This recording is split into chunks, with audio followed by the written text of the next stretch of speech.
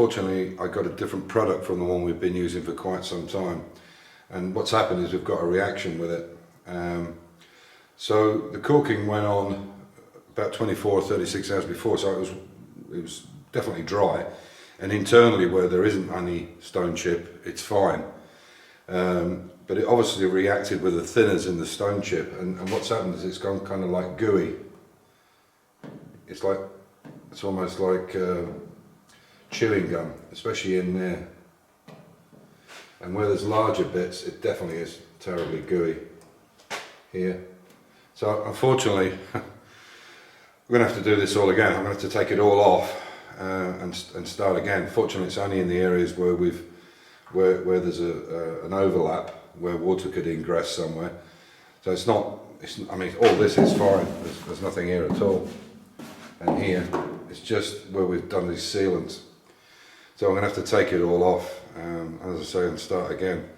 So what I'll do is I'll show you the product that I'm using and what I used instead of the original one, and that might give you an idea why it's reacted. But this is something to look out for.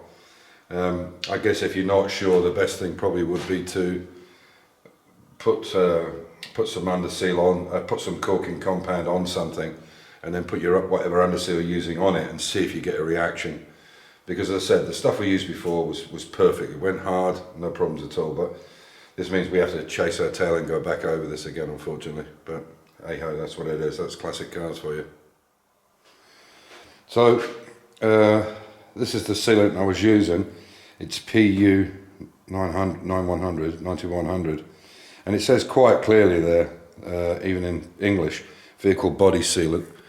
You can see the product there, Heinkel.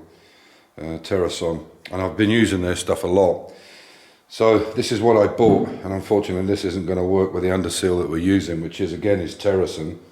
This is what we've been using all the time, RB R2000 HS, underbody coating, body schutz as they call it here, and those together work perfectly. What I did use instead was this one. Sorry, this is the one. This is what we put together now and got the bad reaction, and this is what we were using before, AL6310 vehicle body sealant.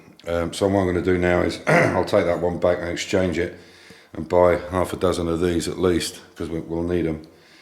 And this together work perfectly, but this is definitely a no-no. So it's unfortunate, but this is something to look out for. I would honestly recommend, if you're doing this kind of work, do a little test on a piece of metal and just to see if you get any reaction from it, because this is a real issue now, to scrape all this stuff off and then start again, because what you want is a nice even layer. So we might even have to take the whole lot off with thinners, I don't know, but there you go. So lesson learned. So this and this works great, this and this is shit. As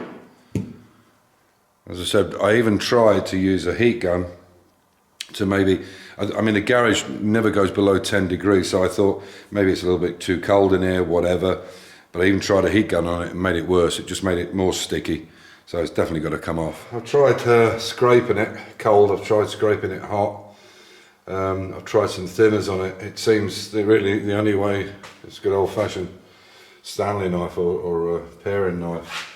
That seems to be able to bite under it enough to get it to come off.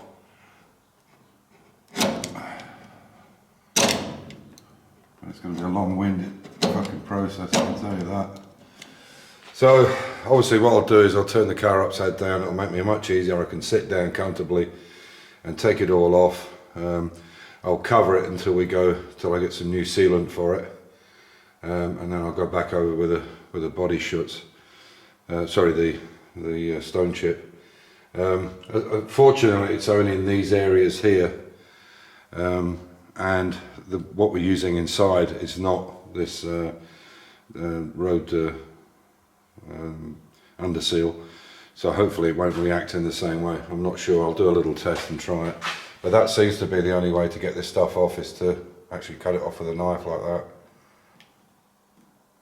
Obviously that's going to be easier to do. You can see it's coming off in one, and it's so sticky.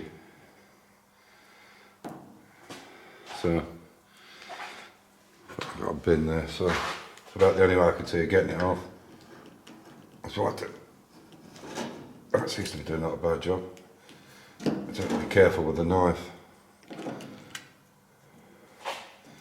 So something to look out for, guys. Don't do a little test first, just to make sure, unless you've used the product before, you just don't know what you're getting.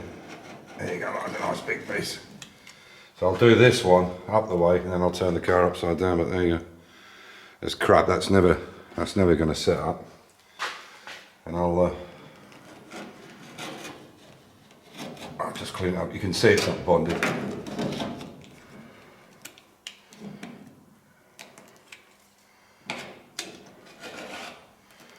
There we go. Shit. So if this helps somebody, that's good, because there's going to be a lot of hours of work to get this off. So this is roughly what it should look like when that rubber strip is in. There's still a few places where it's a little looser than it should be, so we need to bring that up and get it tighter so it traps that fully all the way along, because there's only 7 bolts in it, but you can see now how nice that line is. Still a bit of work to do on the tunning, especially on the end here, but you can see how nice that's going to look. And once that's pulled in where it should be spot on the money. So we're definitely going in the right direction. It's just a pity about the